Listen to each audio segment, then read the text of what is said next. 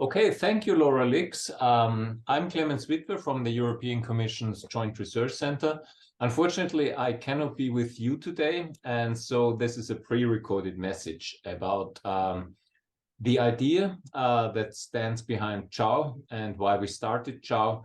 And my presentation should set the scene for the rest of this event, so to say. So welcome, everyone. You might wonder, why did we use adverse outcome pathways for depicting the pathogenesis of COVID-19? The general concept of AOPs is that they link in a linear way existing knowledge along one or more series of causally connected key events. So you have a series of key events, an initiating event, something that starts at the beginning, then something comes next, another thing comes, another thing follows, until something bad happens. In an adverse outcome pathway, obviously something bad happens in the end. If you have a beneficial outcome pathway, something good happens. But we were looking at adverse outcome pathways. Equally important in the whole story is, why does one event trigger the other? Why and how does one event trigger the next? And that is the complete picture of an AOP. For example, we are not talking about natural disasters today, but on a very abstract level, let's look at tsunamis. Tsunamis are a series of events where one event triggers another until something very bad happens. So the earthquake under the sea triggers the big wave, the tsunami moves towards the shore, and so on and so on. What's interesting in an AOP, or when you establish an AOP, is that many different disciplines, scientific disciplines, are involved in establishing the whole story.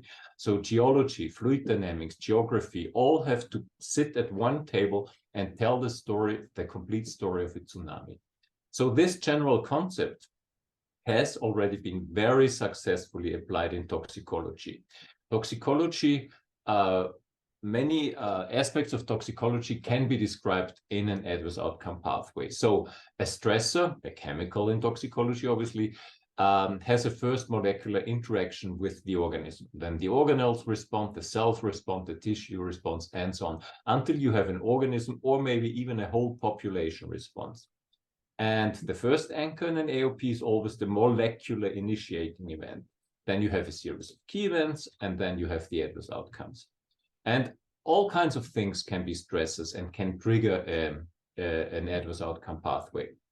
And what we thought when we started applying the adverse outcome pathway to the COVID domain, obviously a virus can also be a stressor. We already tried it with nanomaterials, even radiation. And the innovative thing in the CHOW project is that we used a virus as a stressor. AOPs are already a very well known knowledge management tool at OECD level, so it's nothing new. AOPs foster cross-disciplinarity and collaboration, because we saw it before, so many disciplines have to work together. AOPs are assembled by a, let's call it a willing crowd in a central point, in our case, in the AOP knowledge base. Willing crowd is very important. People come together knowing that they have to work together for the greater good.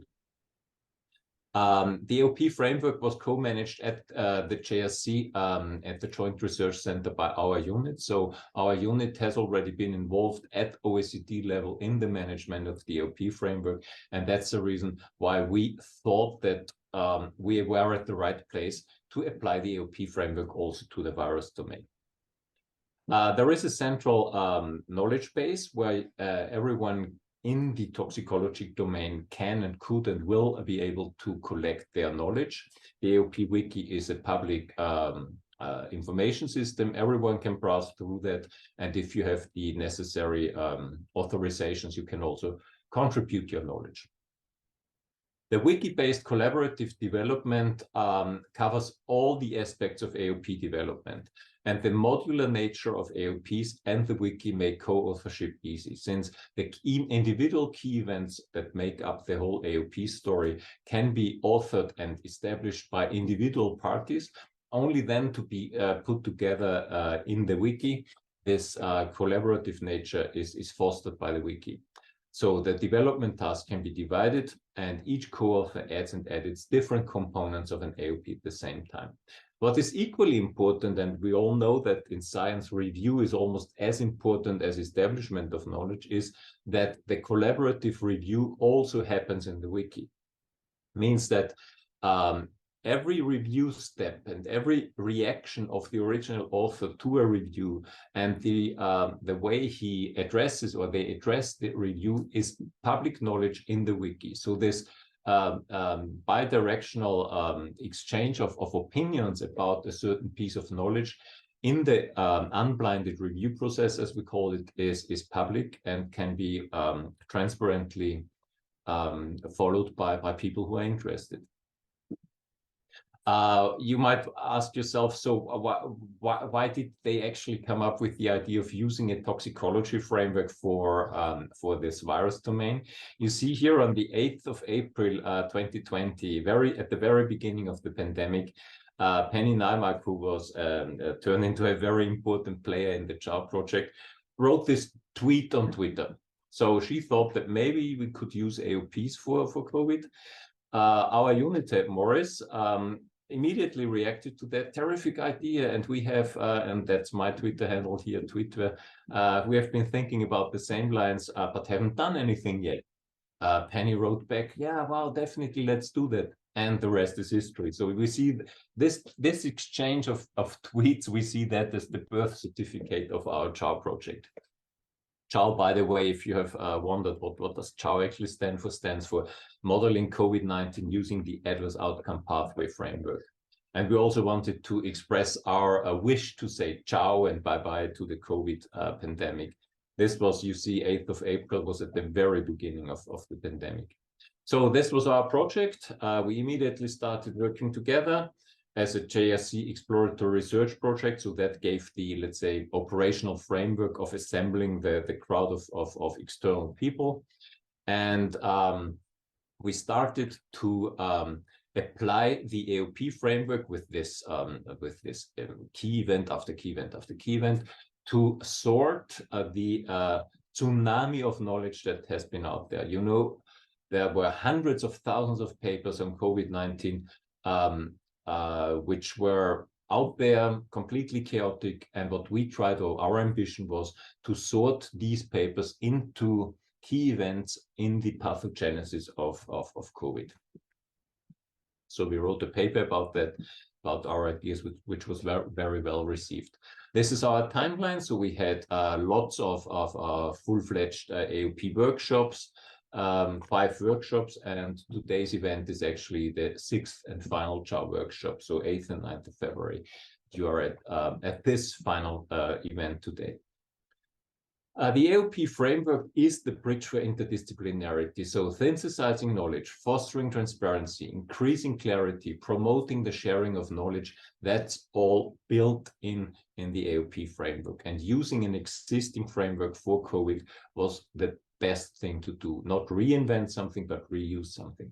So the guy at the left-hand side of this drawing, who found out that virus binding to the ACE2 receptor is the triggering mechanism for COVID, and the guy at the end of the line, a clinician, for example, who observed respiratory distress, these two people were brought together by CHAO and tried to understand, or managed to understand, all the yellow steps between their extremes of the chain. We had lots of toxicologists in the project because originally the framework is a toxicology framework, but also bioinformaticians, biomedical scientists, clinical and experimental, and overlaps between the two camps. Most of the members of the CHAO project came from academia, but also from government, like ourselves, for example, from the JRC, and 14% from public organizations. So you see a nice mix between the disciplines here. So more than 75 scientists came together. I don't want to go into details, and also maybe for privacy reasons, I shouldn't even show that table, but these were the people who raised their hands and said, I will contribute time to COVID, to CHAO. Seniority, you see 32% of the people in the child projects are actually senior researchers, so that this is not a Friday afternoon project for students who were equally important. So we were happy to also have 10% students in our crowd, but this was a serious undertaking. As so often in the biosciences, women were more than men, but that is just an observation.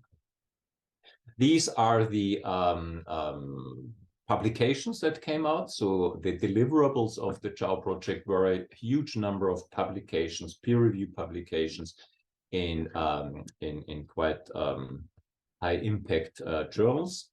And equally important, maybe even more important than the peer-reviewed publications, are the adverse outcome pathways that we put into the wiki. So parallel to writing scientific peer-reviewed papers, we also opened the AOP wiki. The same instance of the wiki that is used for toxicology in OECD.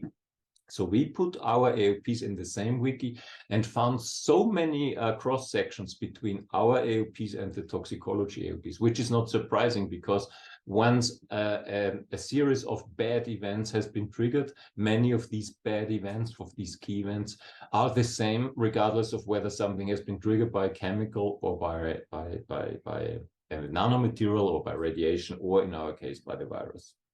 So thank you very much for listening to this introductory presentation. I will hand over to Laura Lix again, and have a wonderful meeting, and I wish you all the best for the coming 2 days, and bye-bye.